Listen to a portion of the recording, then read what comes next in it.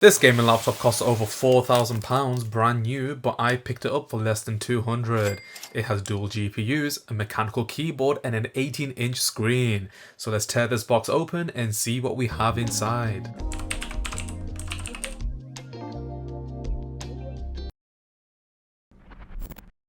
Prepare yourselves, this might be one of the most insane laptops I've featured on this channel. Today we're taking a look at an MSI GT83VR SLI Titan SLI. What a name. As per the name, yes, this laptop features two GTX 1070 GPUs, an SLI, and an i7-7920HQ, the very best back in 2017. The low price doesn't come without consequences, as the seller describes it to not go past its boot screen.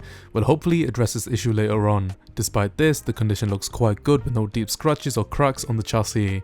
The SteelSeries mechanical keyboard is a key feature of this laptop, using Cherry MX Reds. All in all, it's quite an impressive package, and a heavy one at 5.5 kilograms. Let's take a closer look at this tank of a gaming laptop. This is heavy. Whoa! Oh my god. Oh, look how thick that laptop is. Oh my god. You do not want to hold this one-handed. How was this even a laptop? How can you call this thing a laptop? Oh my god. No wonder they don't make laptops like these anymore. 2 years warranty. Don't think that applies anymore, but the manufacture date is December 2016. Look at that. Oh, it's on. It's on. It's on. That was not intended. How were they selling these back in the day? I have no idea. No idea. The hinges feel really nice as well. A bit stiff, but honestly I can live with that. But yeah, of course it does have that mechanical keyboard, Cherry MX SteelSeries. That's quite nice. I mean, do you really need a mechanical keyboard on such a laptop? Probably not, but the fact that this cost around 4.5 grand when it was brand new back in 2017, 2018 is kind of mental. I think the one we have here is from 2017 because it does say manufacture date December 2016. But that doesn't take away the fact that this cost a lot of money when it was brand new. Okay, let me just pan up the camera, and yeah, you can't really see much happening. But I'm guessing that's because there's no RAM in the system, which would make sense. But yeah, I really like the mechanical keyboard. Honestly, probably one of the coolest laptops I've ever bought. So this laptop does have a problem. For some reason, it won't go past the boot screen. So it'll just say MSI on the screen and it won't say anything after the fact. Now, I do have a solution for this. I went onto Reddit, as you probably would do if you have an issue similar to what I'm facing, is to apparently take out an audio DAC, which for some reason fixes that boot issue. So we will definitely check that out. But before we do, let's just have a closer look at this MSI GT83. Well, I suppose the fact that it shows an ounce of life is good enough, but we'll try to identify what is causing a hanging boot screen and hopefully rectify it. Firstly, let's try to replicate the issue so we can see what's actually causing it. Here we have the behemoth of a laptop, which is quite simple to upgrade. There's a metal panel that just slides out, and just like that we have access to the RAM slots and hard drive. There's also another 2 slots at the back. Installing a RAM stick didn't solve the issue. Perhaps a CMOS reset? No, that also didn't work. Maybe more sticks of RAM? Nah, no luck. A battery reset? You're having a laugh. Taking out the aging hard drive? You're better off connecting it to a monitor. Which I did. I tried every troubleshooting step in the book, but for some reason I couldn't get any display. The laptop was definitely on, evident from its incessant roar, but I couldn't replicate the same issue the seller was facing. I delved deeper. Disassembling the laptop surprisingly wasn't difficult, primarily due to most of the screws which were missing. Warranty void? Now that's BS. Who does MSI think we are? I'm glad the seller also didn't give a crap. Now we're into the meats of the laptop. What I will try now was recommended by a user on Reddit who also had a hanging boot screen. By removing the hi-fi DAC, the boot issue miraculously disappears. With many sharing the same experiences, I went ahead. Took that parasite right out of there. Booting up the laptop? Well, no surprise, no boot. However, upon connecting it to a display, we actually have a post. Absolutely mental stuff. So apparently taking out the DAC actually did something. Thank you Reddit, that's a first. No celebrations yet, we still haven't solved the display issue, so we'll need to venture in deeper. And by that I mean install Windows. I can already hear the comments. Into the BIOS you can actually see the specs, an i7-7920HQ, also the BIOS date, which presumably was when this laptop was last used. Anyways, I was ecstatic as a functional laptop of this caliber was quite exceptional. After that, the laptop subsequently lit up, which shows that it does in fact work, just something was holding it back. Anyways, let's install Windows and investigate this issue. After a few clicks, we finally have something usable, just not yet complete. The GT83 has a whole load of drivers specific to this model, so we'll need to install them all. You're probably thinking why I didn't just install the custom ISO. Well, I couldn't find it. After a while, they were all installed and we were almost up and ready. Task Manager does recognize the two GTX 1070s in SLI, which was quite astonishing. I did think that perhaps one of them died. The screen issue persisted and into settings, it didn't recognize it at all, supposedly not active. After tinkering around, I was able to get it to show up, however it gave me quite a strange resolution which wasn't normal at all. So installing drivers didn't fix it, what on earth will? I did notice the BIOS version was quite dated, and as some people on forums mentioned that could play into why the display was acting up, so nerve-wracking as it was, I proceeded with a BIOS update. Scrap that, even though it was on a 2018 BIOS, it hasn't been updated since. Seems like MSI decided to stop supporting a $4,000 machine a mere 2 years into its life cycle, which is outrageous. Anyways, let's move on to my next possible solution, inspecting the display. I feel like something possibly became loose during shipping, which wouldn't surprise me, and I also received the same solution from a post on Reddit I made, so I went ahead. This segment of the video is quite tedious, but I suppose it makes an interesting watch. I started off with the battery, which conveniently was under the blimmin' heat pipes. MSI, you continue to amaze me. Anyways, I started off by disconnecting the SLI bridge and removing all of the screws from the fan assembly and heatsink.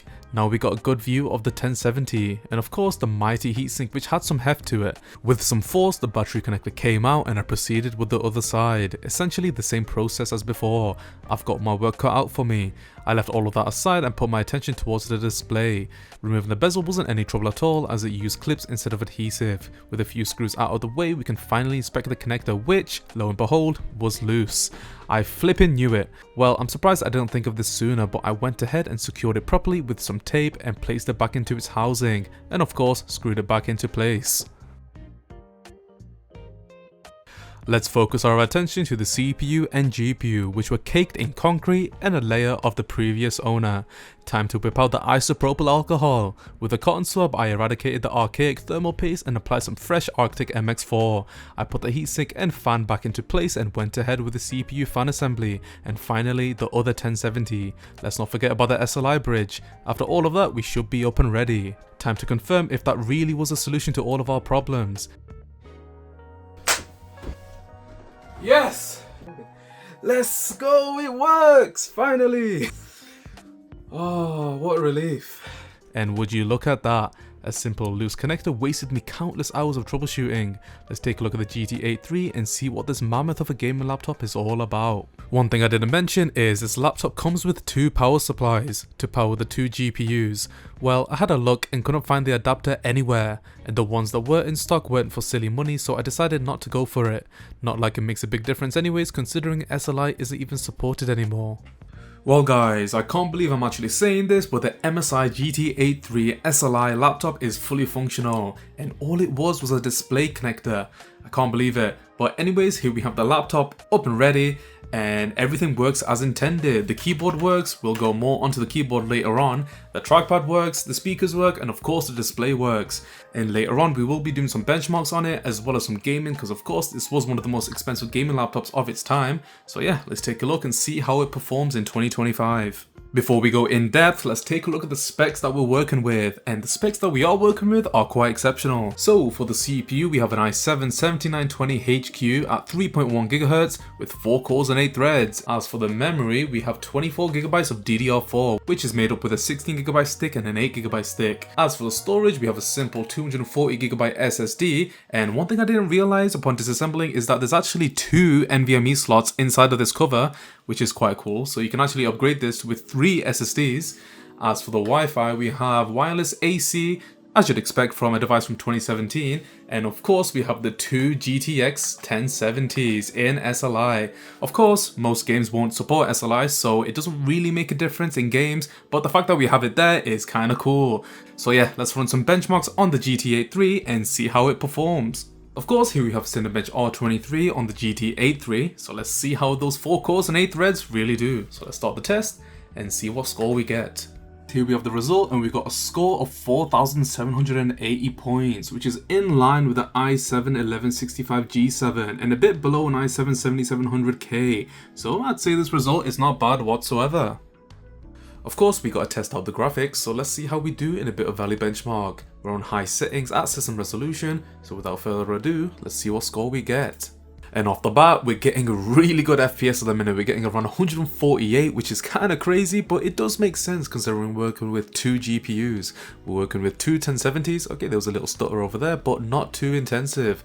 And as you can see there, the SLI sync has just kicked in. So yeah, we are definitely using 2 GPUs at the minute. So 135 is kind of exceptional for this kind of laptop, especially given the age. Kind of mind blown at the minute. I don't get these kind of results on my main rig. Like, yeah, honestly kind of crazy. So yeah, let's just see what score we get by the end of this test. So there we have it. We got an average FPS of 106.9 and a score of 4,474 with a minimum FPS of 25.4 and a maximum FPS of 166.2. Those results are kind of crazy, I have to be honest. I mean, I don't really get those results on my main computer. So to see that on this kind of laptop is honestly astonishing. So yeah, let's take a look and see how it performs in some games. The first game of the day is of course Minecraft Java 1.21, who would have guessed? So let's see how quickly a world can generate on the GT83.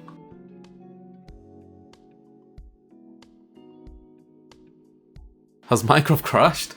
Okay, this is not a good sign. Oh, no, there you are. Oh yeah, I forgot I was testing it on shaders before this. My bad, let me switch back to normal and see how it does. Alright, let's just go back. It does feel quite smooth at the minute, I will say that. We're getting around 240 FPS, 230, which is honestly all you really need in Minecraft. You don't really need that much. Just plop it on VSync and you should be fine. So we're getting around 270, 220, and flying around, we should be able to get a much higher frame rate. So we're getting around 260, 240. There are a few dips here and there, just like then, but honestly nothing to mitigate the actual gameplay. So kind of just standing around, we're getting around 340, 380 right there. And I did witness a 400, so yeah, that is quite good. Let's take a look at some shaders and see how well they can run. Alright, let me enable shaders. So let's try out Astral X first, because in my opinion that is one of the better shaders, and see how well we do. Okay, so yeah, off the rip we're getting around 33, which is a huge dip from the 300 that we were getting. I mean, that's like 10%, isn't it? So yeah, 31, 32, 33. Yeah, I mean, could you play like this? Probably not, but if you lower the settings a little bit and tempt your expectations, then yeah, I guess you could play with Astral X shaders. Let me just go in the water because maybe that might help something, but no, not really. I guess water is more intensive for shaders, but yeah, 32 FPS. Let's try something a bit more less intensive. Alright, so shader packs. Let's try Silder's Light, which I think do look pretty good on the GT83. So yeah, just have a look and see what you think for yourselves. So yeah, 117, 120 FPS, that is quite good for shaders on a laptop.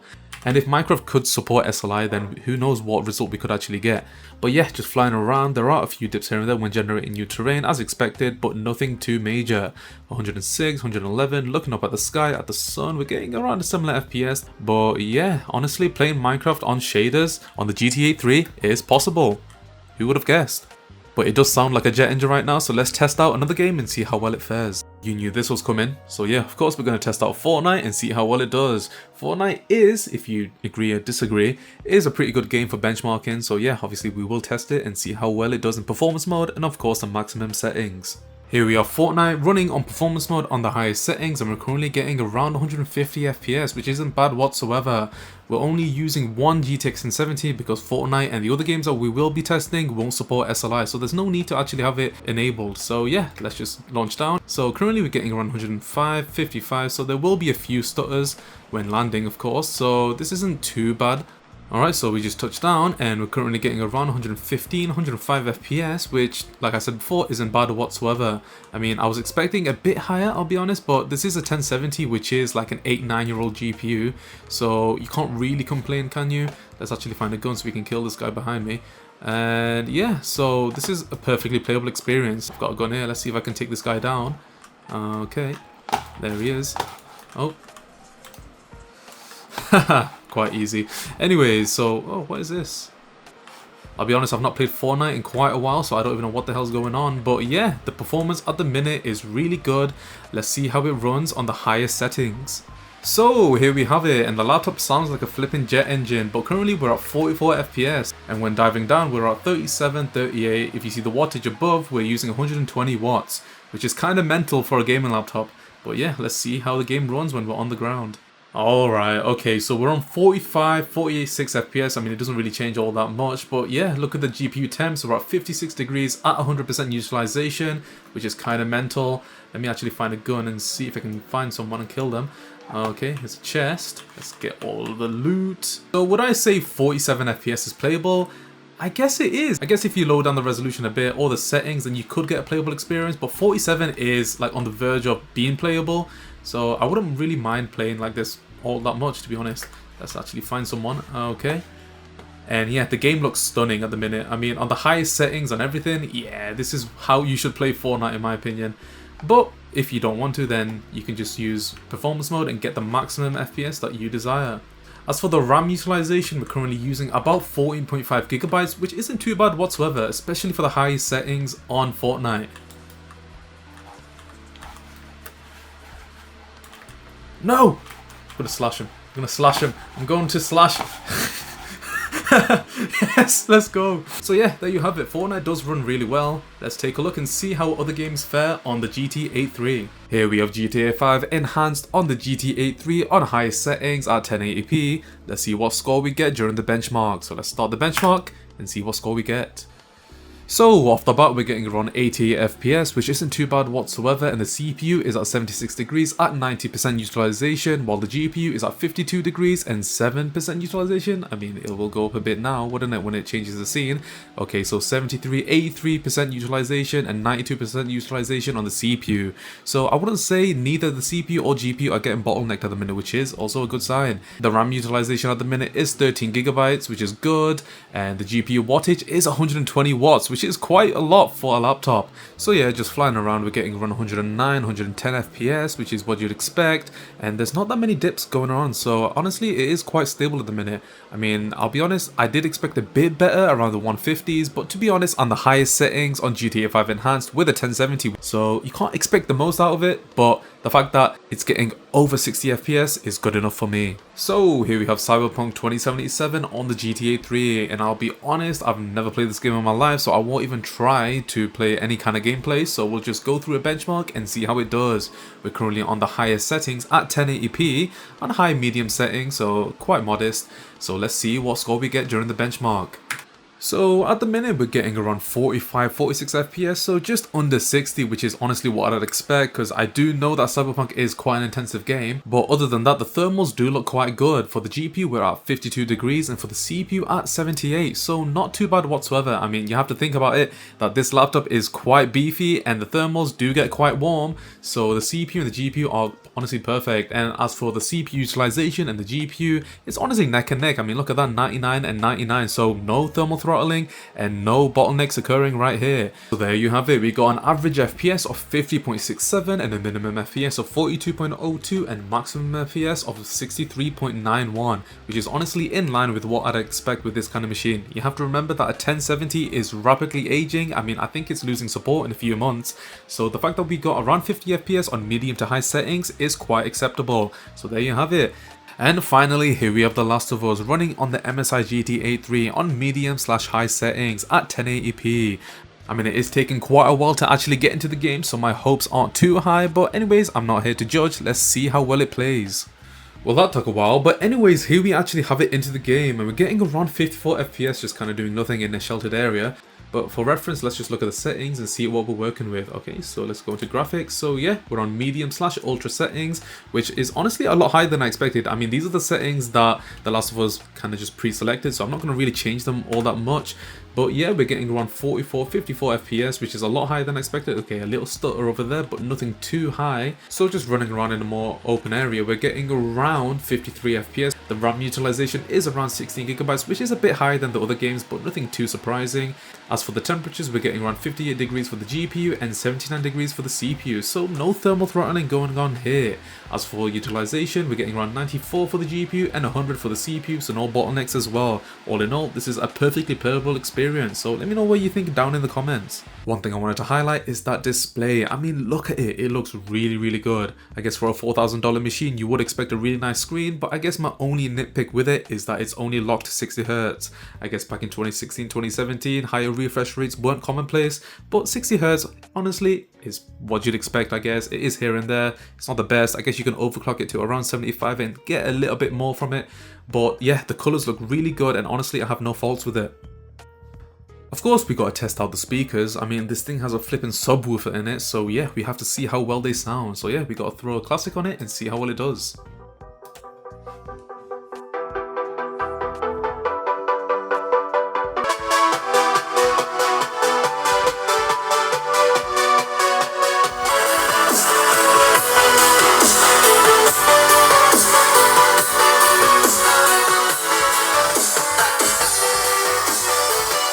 So there you have it. Even without the hi-fi DAC, the speakers sound really good. I mean, honestly, one of the best speaker systems I've heard in a laptop. I guess you'd expect that with that £4,000 price tag, but honestly, I have no faults with it. And especially for the price I paid for, yeah, you can't really complain. One thing I wanted to test out is definitely the thermals. I mean, thermals are really important in any laptop, but especially in a gaming laptop of this caliber. So let's see how well they do. Honestly, the thermals don't look too bad. I mean, we're at 72, 78, 79, so around the mid 70s to the mid 80s. Thank God we're not around 100 degrees, because that is the boiling point of water, unless you're American. But yeah, around the mid 70s, 80s, not too bad.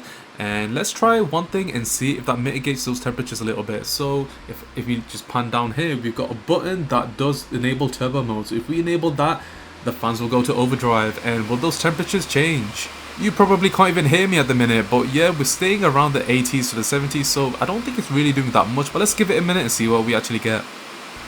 I mean, it's been around 30 seconds and the temperatures aren't really fluctuating. It's still around that mid 70, mid 80 points. So honestly, I guess the turbo mode doesn't really do anything, except it just makes your life a living hell because of that incessant roar. So let's turn that off and test the keyboard, because of course the keyboard is a highlight feature. Of course, you know, I mean, look at that.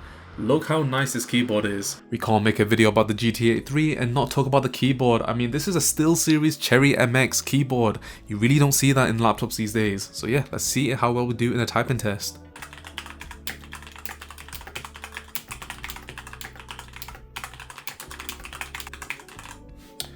So there we have it. With a 15-second test, we got words per minute of around 82 and a 99% accuracy.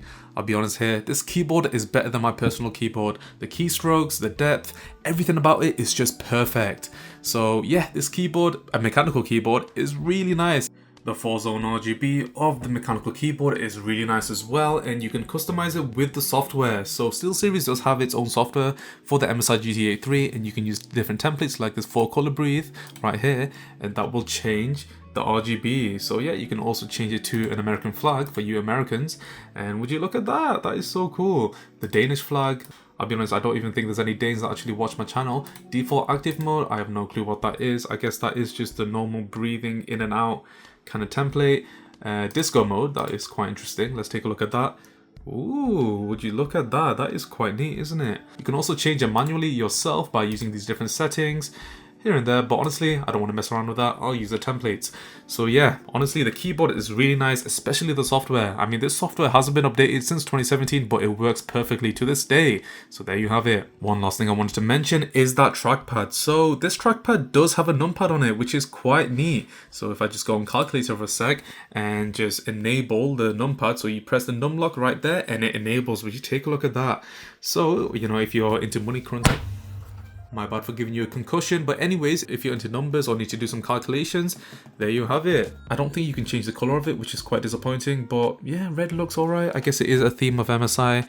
I have no problem with it, but yeah, a number pad. No one really asked for it, but you do have it. I guess I've covered everything there is to the MSI GT83. What do you think about this $200 gaming laptop? Leave your comments down below. Thanks so much for watching. I really do appreciate it. If you've made it this far, definitely subscribe, leave a like, and also subscribe. I already said subscribe. Anyways, leave a like, subscribe, and turn on those notifications down below. You won't regret it. Thanks for watching, and I'll see you in the next one.